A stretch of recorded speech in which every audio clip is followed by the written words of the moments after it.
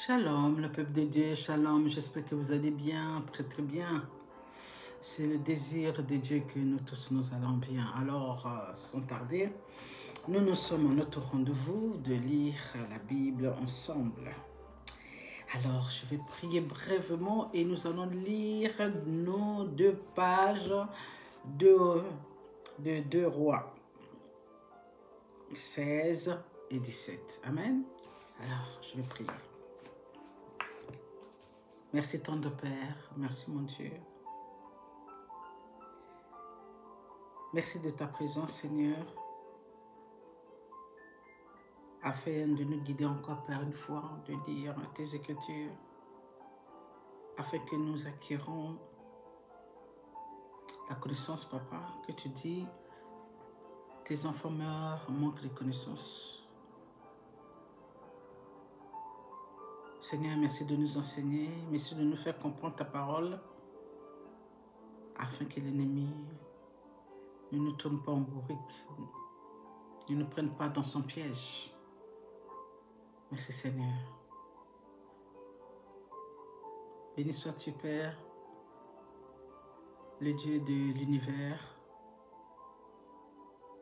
le Dieu de toutes choses, celui qui nous a aimés, celui qui nous a façonnés à son image. Je te suis reconnaissante Père dans le nom de Jésus. Ainsi j'ai prié Père mon roi. Amen, Amen et Amen. Amen le peuple de Dieu, sans tarder, nous allons commencer. Bénissons la parole de Dieu. Alors, pardon, la fois passée, nous avons lu 2 pages. C'était 14 et 15 de 2 Rois. Aujourd'hui, nous allons prendre 2 Rois, 16, 17. Amen. Commençons. La 17e année de Pékach, fils de Ramalia, Achaz, fils de Jodam, roi de Juda, régna. Achaz avait 20 ans lorsqu'il devient roi. Et il régna 16 ans à Jérusalem. Il ne fit point ce qui est droit aux yeux de l'Éternel, son Dieu, comme avait fait David, son père. Verset 3.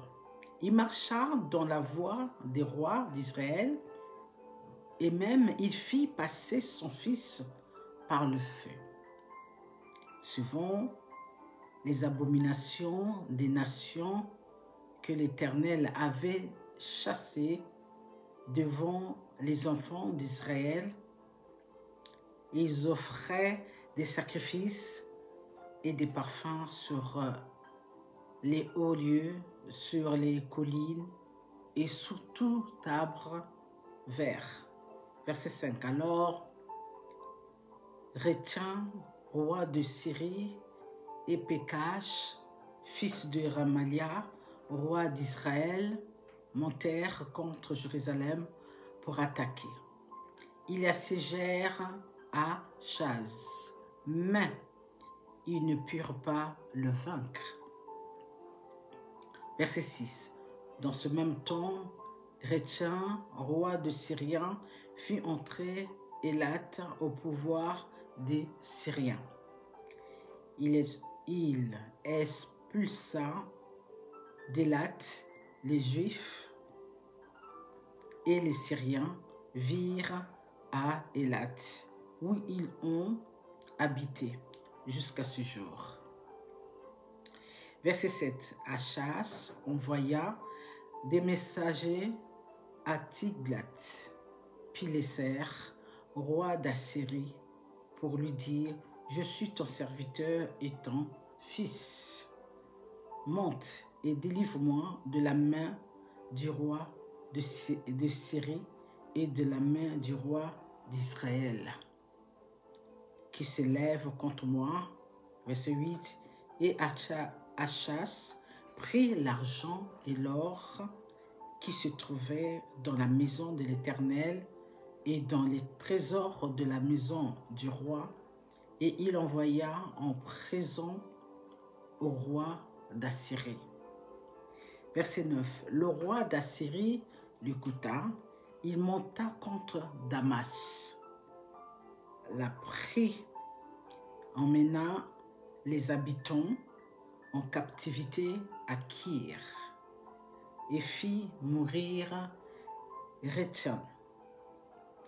Verset 10. Le roi Achaz se rendit à Damas au devant de Tiglath-Pileser, roi d'Assyrie, et ayant vu l'autel qui était à Damas, le roi Achaz envoya au sacrificateur Uri le modèle et la forme exacte de cet autel.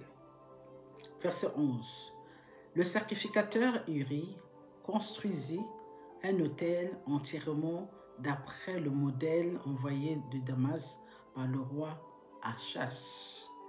Et le sacrificateur Uri le fit avant que le roi Achaz fût de retour de Damas. Verset 12. À son arrivée de Damas, le roi vit l'autel, s'en approcha et s'y monta. Il fit brûler son holocauste et son offrande, versa ses libations et répandit sur l'autel le sang de ses sacrifices d'action de grâce. Verset 14. Il éloigna de la face de la maison l'autel d'Achan qui était devant l'Éternel, afin qu'il ne fût pas entré le nouvel autel et la maison de l'Éternel, et il le plaça à côté du nouvel autel vers le nord. Verset 15. Et le roi Achaz donna cet ordre au sacrificateur Uri. Fais brûler sur le grand autel l'holocauste du matin et l'offrande du soir, l'holocauste du roi et son offrande, l'holocauste de tout le peuple du pays et leur offrande. Versez-y leur libation et répandez-y tout le sang des holocaustes et tout le sang des sacrifices pour ce qui concerne l'autel d'Aaron, je m'en occuperai. Verset 16. Le sacrificateur Uri se conforma à tout ce que le roi Achaz avait ordonné. Verset 17. Et le roi Achaz brisa les panneaux des bases et en ôta les bassins qui étaient dessus. Il descendit la mer de dessus les bœufs d'Aaron qui étaient sous elle, et il la posa sur un pavé de pierre.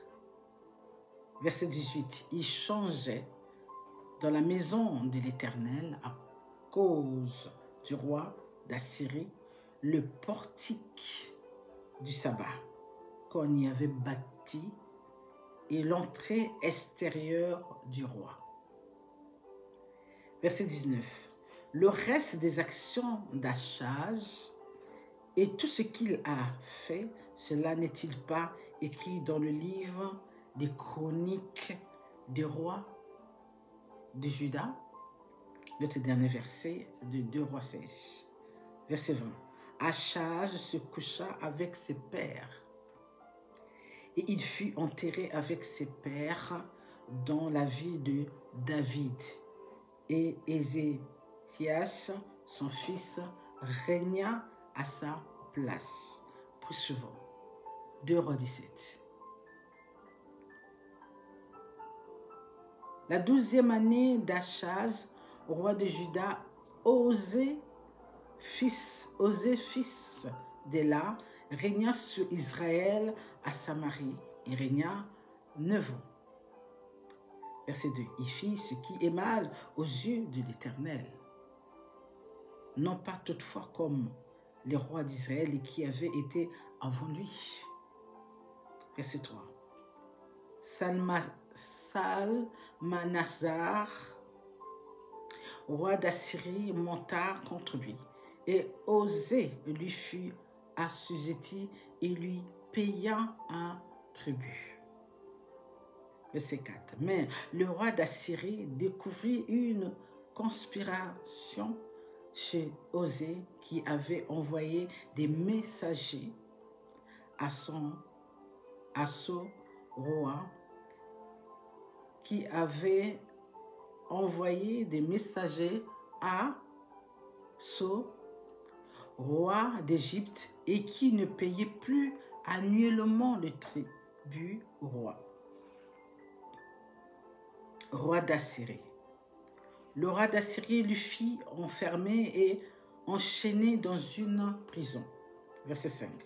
Et le roi d'Assyrie parcourut tout le pays et monta contre Samarie, qu'il assiégea pendant 3 ans. Verset 6. La 9e année de Zé, le roi d'Assyrie prit Samarie et amena Israël captive en Assyrie. Captive en Assyrie. Pardonnez. Et il les fit habiter à Shélash et sur la Chabor, fleuve de Gozan, et dans les villes des Mèdes. Verset 17. Cela arriva parce que les enfants d'Israël péchèrent contre l'Éternel, leur Dieu, qui les avait fait monter du pays d'Égypte, de dessous la main de Pharaon, roi d'Égypte, et parce qu'ils craignirent d'autres dieux. Verset 8. Ils suivirent les coutumes des nations que l'Éternel avait chassées devant les enfants d'Israël et celles que les rois d'Israël avaient établies. Verset 9. Les enfants d'Israël firent en sécure contre l'Éternel, leur Dieu, des choses qui ne sont pas bien. Ils se bâtirent des hauts lieux dans toute leur ville, depuis les tours de garde jusqu'aux villes fortes. Verset 10. Ils se dressèrent des statues et des idoles sur toute colline élevée et sous tout arbre vert. Verset 11. Et là, ils brûlèrent des parfums sur tous les hauts lieux comme les nations que l'Éternel avait chassées devant eux. Et ils firent des choses mauvaises par lesquelles ils irritèrent l'Éternel. Verset 12. Ils servirent les idoles dont l'Éternel leur avait dit, vous ne ferez pas cela.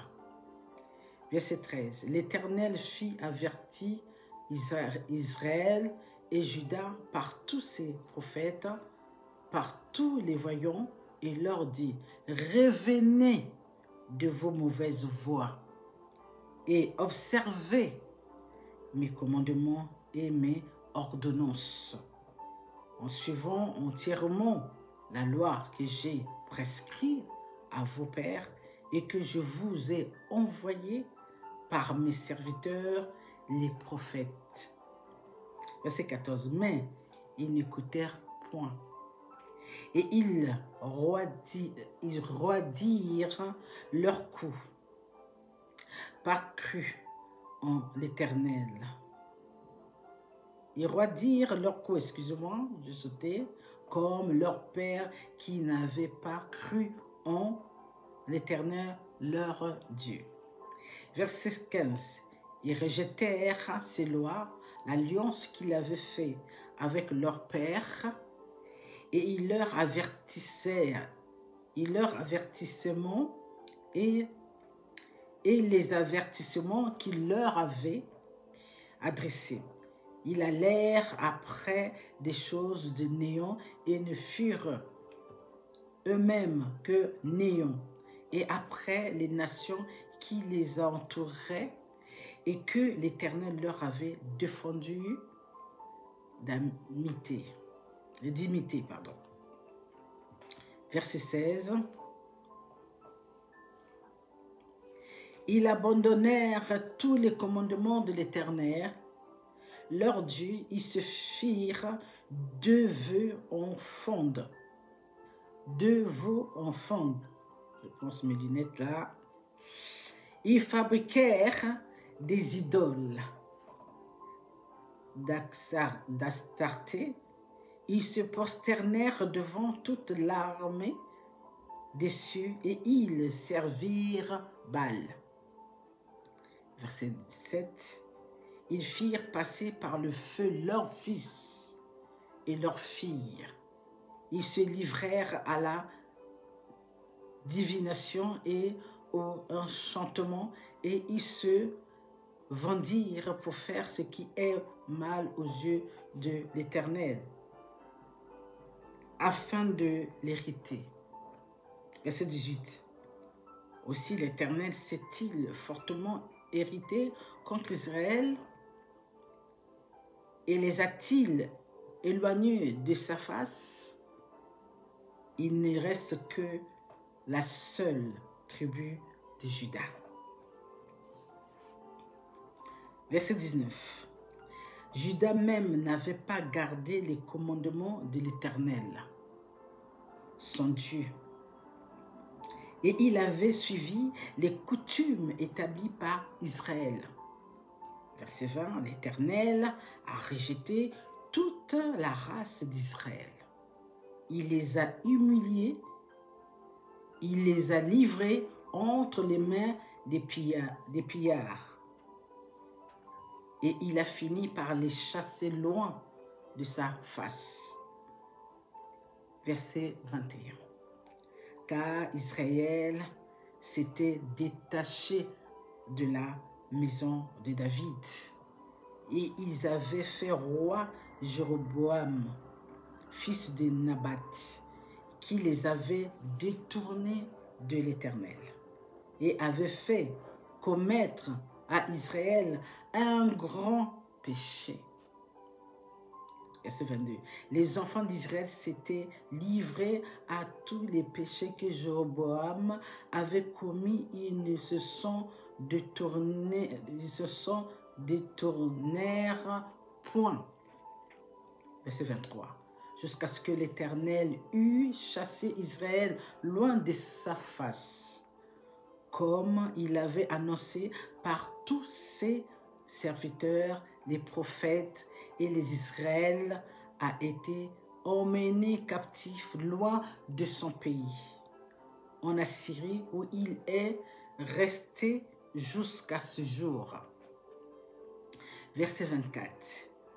Le roi d'Assyrie fit venir des gens de Babylone, de Githa, d'Ava, de Hamath et de Sephavan, et les établit dans les villes de Samarie à la place des enfants d'Israël. Ils prirent possession de Samarie et ils habitèrent dans ces villes. Verset 25. Lorsqu'ils commencèrent à y habiter, ils ne se craignaient pas l'Éternel. Et l'Éternel envoya contre eux des lions qui les tuèrent. Verset 26. On dit au roi d'Assyrie, les nations que tu as transportées et établies dans les villes de Samarie ne connaissent pas la manière de servir le Dieu du pays. Et il envoya contre elles des lions qui les font mourir, parce qu'elles ne connaissaient pas la manière de servir le Dieu du pays. Le roi d'Assyrie donna cet ordre: faites-y aller l'un des prêtres que vous avez emmené de là, en captivité, qu'ils partent pour s'y établir, et qu'il leur enseigne la manière de servir le Dieu du pays. Verset 28. Un des prêtres qui avait été emmené captif de Samarie vint s'établir à Bethel et leur enseigna comment ils devaient craindre l'Éternel. Verset 29. Mais les nations firent chacune leur Dieu dans les villes qu'elles habitaient et les placèrent dans les maisons des hauts lieux,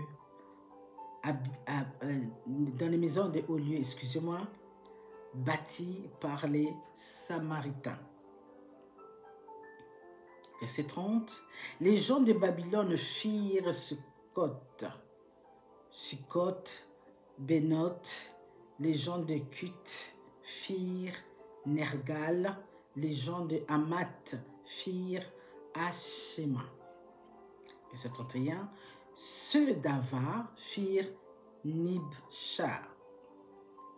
Et Tartak, ceux de Sepharvaim, brûlaient leurs enfants par le feu en l'honneur d'Adramelech et d'Anamelech, dieu de Sepharvaim. Verset 32. Ils craignaient aussi l'Éternel et ils se créèrent des prêtres, des hauts lieux, pris parmi tout le peuple. Ces prêtres offraient pour eux des sacrifices dans les maisons des hauts lieux.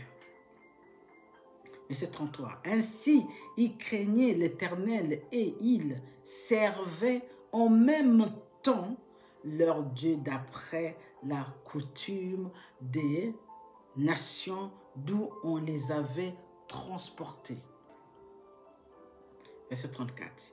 Ils suivent encore aujourd'hui leur premier usage. Ils ne craignent point l'Éternel et ils ne se conforment ni à leurs lois et à leurs ordonnances, ni à la loi et aux commandements prescrits par l'Éternel aux enfants de Jacob, qu'il appelait du nom d'Israël. Verset 35. L'Éternel avait fait alliance avec eux et leur avait donné cet ordre: vous ne craindrez point d'autres dieux, vous ne vous prosternerez point devant eux. Vous prosternerez point devant eux, vous ne les servirez point, et vous ne leur offrirez point de sacrifice. Verset 36. Mais vous craindrez l'Éternel qui vous a fait monter du pays d'Égypte avec une grande puissance et à bras étendus. C'est devant lui que vous vous prosternerez et c'est à lui que vous offrirez des sacrifices. Verset 37. Vous observerez et mettrez toujours en pratique les préceptes, les ordonnances, la loi et les commandements qu'il a écrits pour vous, et vous ne craindrez point d'autres dieux. Verset 38.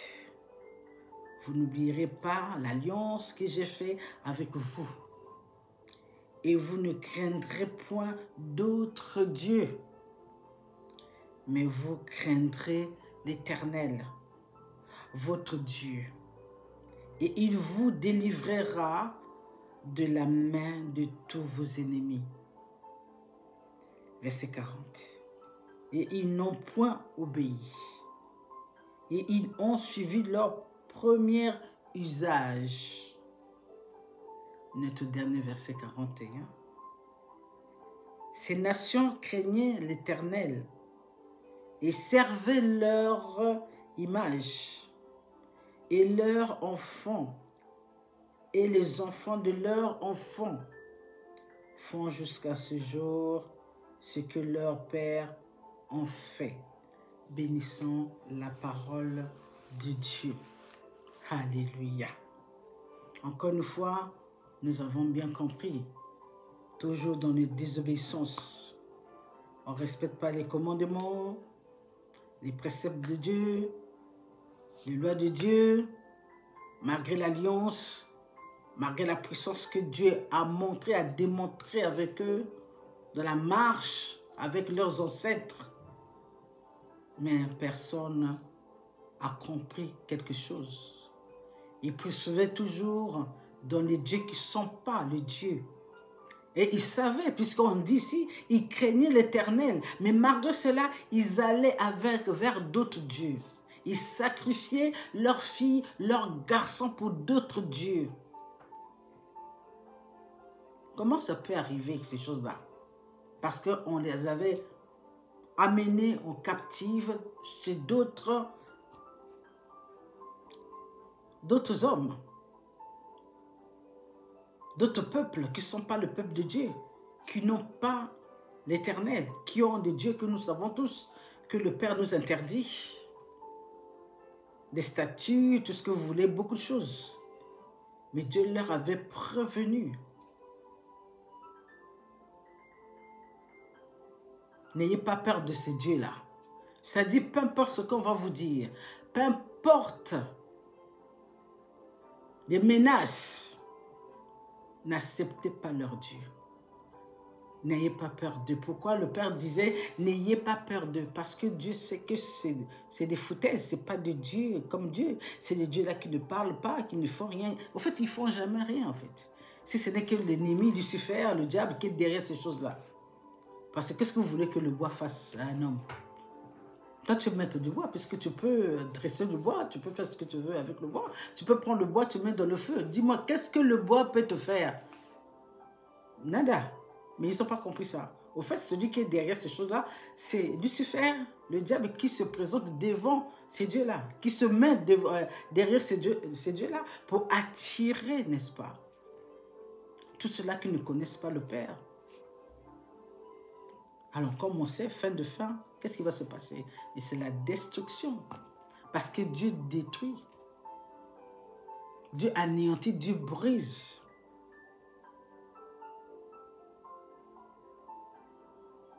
Vous ne pouvez pas marcher avec les deux. Dieu est jaloux pour ça. Soit vous allez avec ce Dieu-là, vous le laissez tranquille. Soit vous êtes avec lui et vous restez tranquille. Alors, ils font le yo-yo, n'est-ce pas? Plus de l'autre côté, moins c'est celui qui les a sortis d'Égypte, comme vous avez compris.